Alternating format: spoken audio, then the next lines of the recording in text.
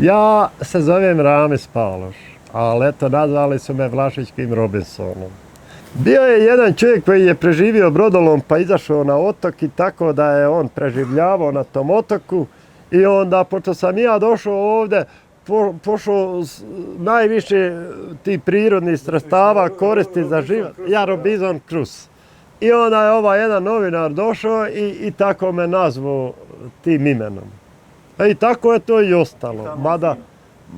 Mada svaka ličnost mora imati neki... Vlašićki Robinson. Ja, neki nadimak svoj. Koliko si dugo ovdje? Pa odmah sam negdje 96. 7. čini mi se, ali nisam konstantno tu bio odmah, nego sam bio pod stjenom, noćavao s kozama, možda 2-3 godine. Pa onda sam napravio šator, pa svašta sam nešto devero dok sam malo bajtu po bajtu, pa hoš za koze nešto napraviti. Pošto to nije baš išlo, nisam mogao to izdržati da nastavim, jer nisam imovala ni potpore ni od koga i sam sam onako sve to nekako i pripremao i hranu i deverio i onda nije u nas narod ni navikao na te proizvode jer mnoge stvari ne poznaje šta je svrha tih naših proizvoda domaćih koji su više lijek nego hrana. Pošao sam se baviti ribom i onda je to mi malo bolje krenulo za ruku. I onda sam svake godine jedan po jedan bazen i ja sam se u to malo i zarazio, malo se i oživio i onda naginjem uvijek izazovi su mi da što više vrsta ribe držim, da što više vrsta upoznam njihovog života, tog ribljeg, njihovog ukusa, njihovog svega toga.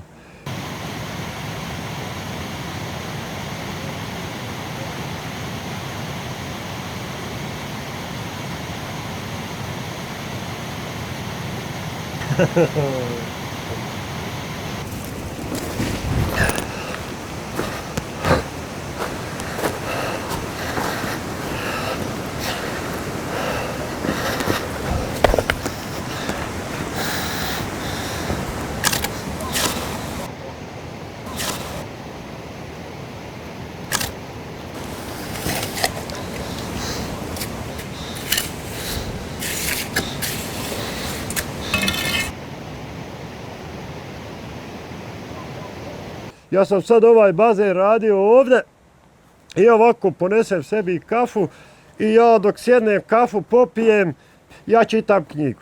Koristim i to vrijeme. I pročitao sam Enesa Karića jednu knjigu, sad čitam Ive Andrića jednu, ali nisam je ovdje sad snio, gore mi je, u nju sam ured pročitao. Ali koristim vrijeme uz to, malo se i odmaram i zadovoljavam. I evo sad ovaj bazen završavam polako, tako da... Fin posao, da. I onda sam pošao malo više da sagledam ovu prirodu, da je analiziram, da vidim šta je to ona stvarno šta je. I onda kad sam vidio šta znači ta priroda, šta znači ta njezina moć, i onda sam malo više, i onda sam pokušao da budem fin sa svim što postoji na ovoj zemaljskoj kugli. I sa prirodom, i sa drvetom, i sa travkom, i sa životinjom, i sa narodom, i sa svakim. Sa svima znaš govoriti? I sa svima znam govoriti. I svi su dobro došli. Ja sam evo jučer upravo bila mi je ovdje jedna mačka i otišla je i ušla nešto u selo dolu. Gdje je već 20 dana. Ja sam ošao trgat jabuke tek jučer, dosta sam kruške otrgao, otišao sam trga jabuke i ona je mene spazila i ona sa mnom, di god ja nastup na jabuku i ona sa mnom. Sve po onima stupovima. Poznala me. Znači, da sam bio loš prema njoj, ne bi ona tako se ponašala prema meni.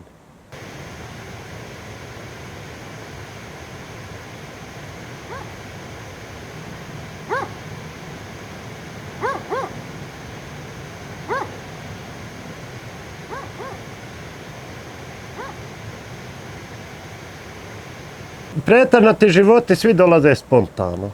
Jer ti nikad ne znaš šta će se dogoditi. Jer u kakvom sam ja ambijentu uzrastao, kad sam do 5 godina samo nosio jednu beznu košulju do kolena, nisam imao gaća, znači, ali dok ti je 5 godina bilo obučeš gaća, ti si bio produktivan.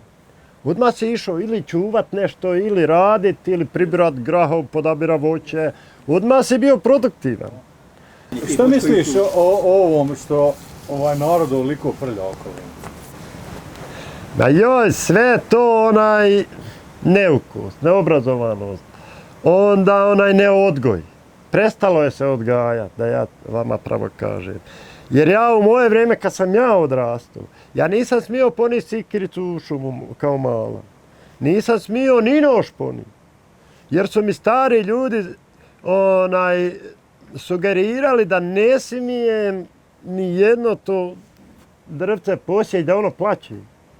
Mi svi tražimo, daj, hoćemo čist zrak. Ma ne mene, ko će tebi očistiti tako, mi svi trebamo to čistiti. Evo, ja imam auto. A ja ako neću ništa sa njim dovući iz Travnika, ja idem sa autobusom u Travnik. Neću i s autom. Ali mi hoćemo, oda popit pivu 100 metara, upalim auto. Oda kupi kiselu, upalim auto. Tu je to što mi sami zagađujemo, sami sebe uništavamo s otime. Mi najviše vjerujemo ono što moramo uzeti rukom i što moramo opipati. A ono što ne vidimo, mi slabo u to vjerujemo. Mi recimo slabo vjerujemo u te čestice. Hajde, nije to. Ali jest to. Kad sam ja uzrastao i rađala one šljive, ma nemaš više kud, slamnjaci su puni suhi, čupovi su puni pekmeza šljivova, nemaš više kusanja, to rađa uvijek. Onda pojde željezara pomalo rast, pa napade šarka, presta šljiva rađati. Znači, to ti je dokaz da utiče to i na voćku, i na drveće, i na iksana, i na sve utiče. Federalna televizija je prva došla, snimila me i onda počeše jedni po jedni, malo pomalo. I onda su pošli ljudi razni dolaziti iz svih zemalja, ali sve u svemu i to je nešto interesantno, recimo, da sam se ja susreo maltene sa čitavim svijetom, a nisam nikud makao odavde. Da. I onda susreo sam se zaista sa finim ljudima, sa dobrim ljudima. Onda kroz tolike ljude uvijek učiš nešto. Uvijek naučiš više, Ko hoće učiti, može učiti.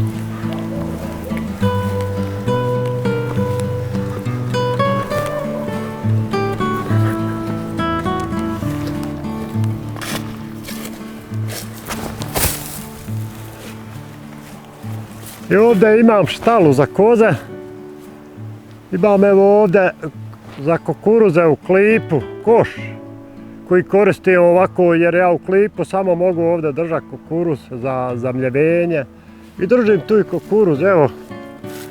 Ovdje sam prolito su kalemijom ušmolu i evo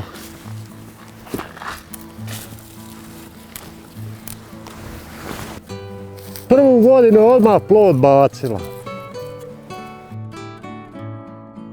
Sad ovdje imam vrto, imam jagode.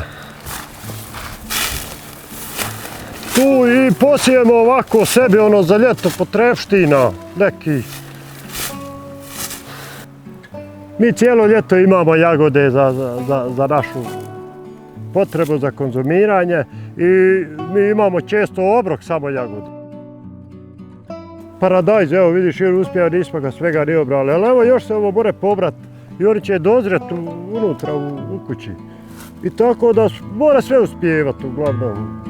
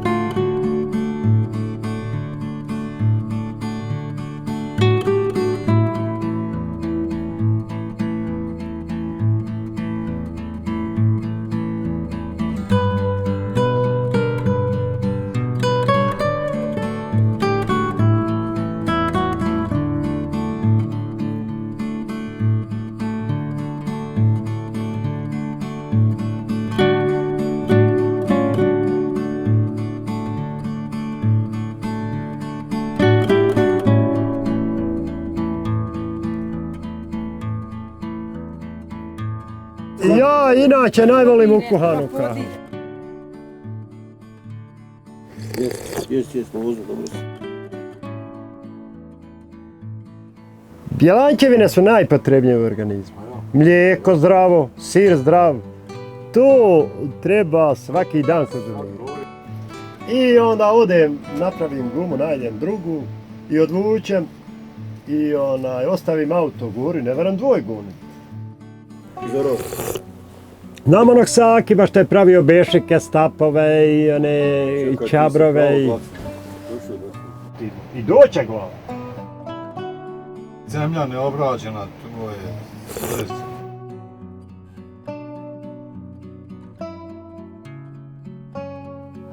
Evo ovako, jaka žetica, ja najprije žeticu poplivam i onda...